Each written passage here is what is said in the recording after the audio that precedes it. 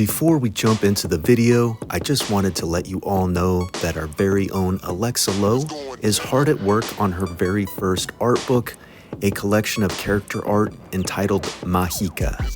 We will be launching on Kickstarter very soon, and you can sign up to be notified.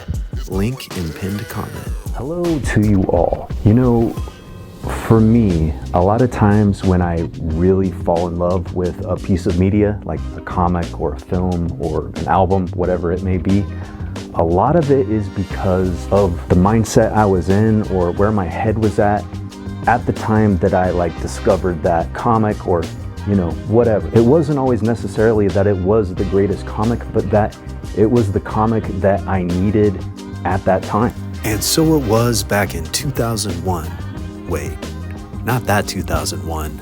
There we go. I was finishing up my last year of high school and everything was about to change. I always had this ritual when we were gonna go to the comic store. First thing I did was I cleaned my room and made my bed really nice, because when we got back from the comic store, I would get all comfy, completely comfortable, and just able to totally immerse myself in these comics.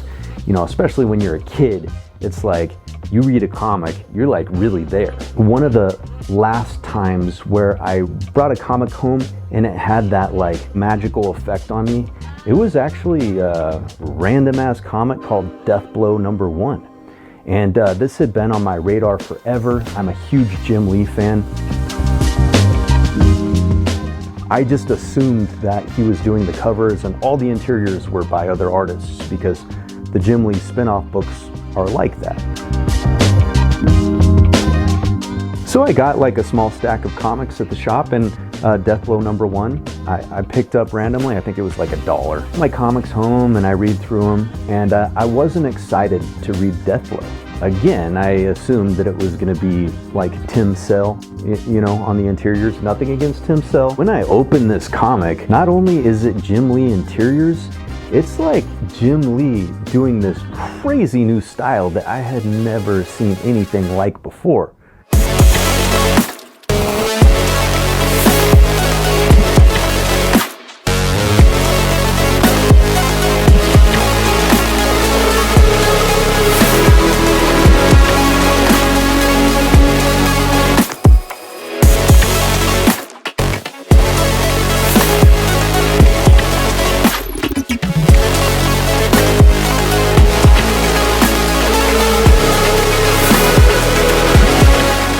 Now a bunch of you, I'm sure now, are saying, oh, he was doing the Frank Miller thing, you know, he's drawing in the negative, basically he's illustrating the shadows.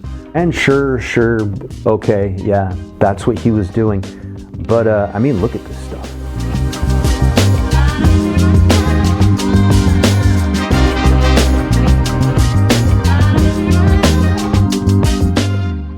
It's freaking gorgeous. This is a crazy level of detail. A Jim Lee level of detail, no less. So as I'm going through this comic, I am just blown away with the art. And I will admit, there's not much story in this thing, you know, this Death Blow #1. But for me, especially when I was younger, there was always story in everything. Because if I look at a drawing, the story starts playing in my head. You know, it's just an overactive imagination that I've always had. There's just so much drama, so much emotion portrayed in every single line.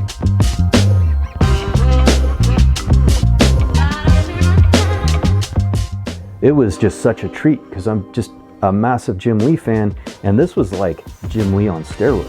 But the best part was, when I finished Death Blow, I realized it was a flip book.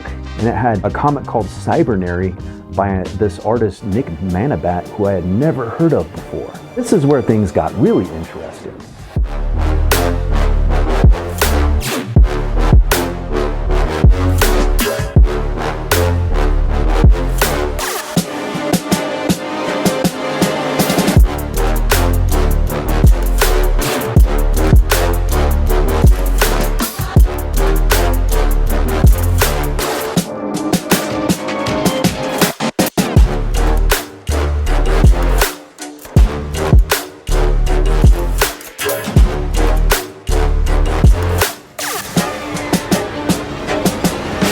this one, I got a lot more into the story and the concepts.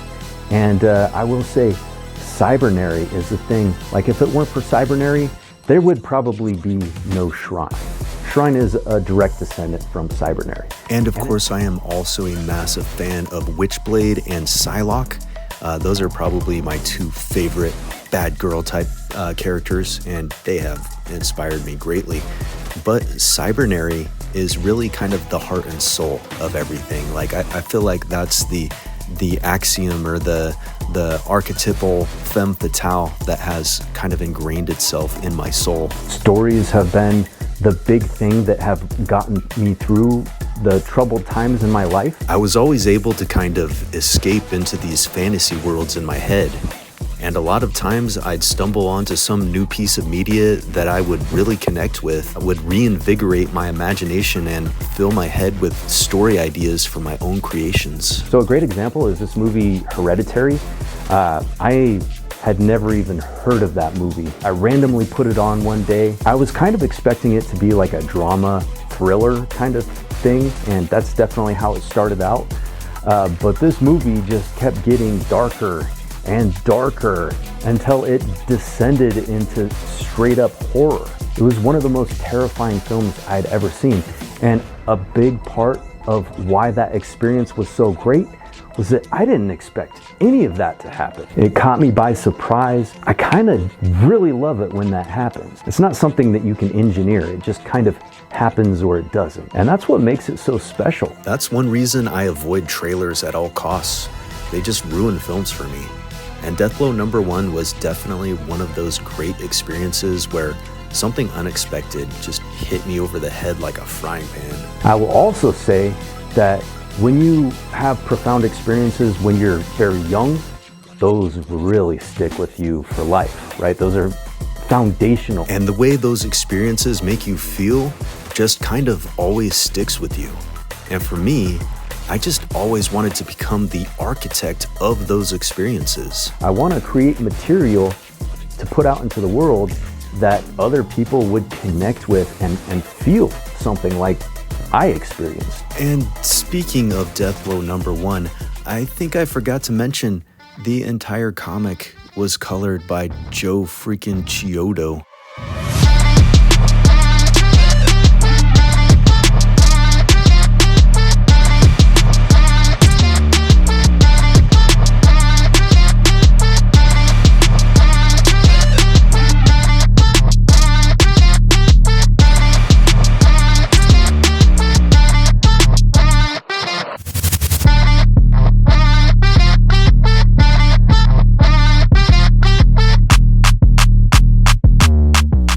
Would you like to promote your creative endeavor on my channel? I will be accepting promos for worthy projects to feature in my videos. If you have a cool trailer for your comic or YouTube channel, or whatever it is you're working on as an independent creator, hit me up and let me know. I would love to include your promo in an upcoming video. I want to feature stuff that my audience will find entertaining while spreading the love to other worthy creators. And by worthy, I mean you put in the work, and the work is sick. And that's about all I have for you today. I hope you enjoyed the video, and I'll see you all again real soon in the next one.